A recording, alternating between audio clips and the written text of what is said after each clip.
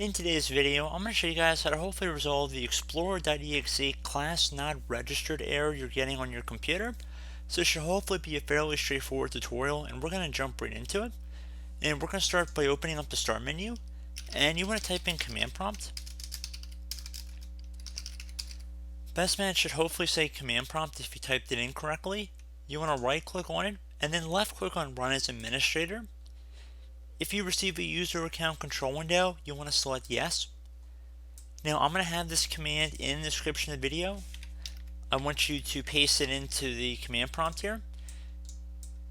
So just go up to the top bar of the command prompt, right click on it, left click on edit, and then left click on paste once you have the command pasted in.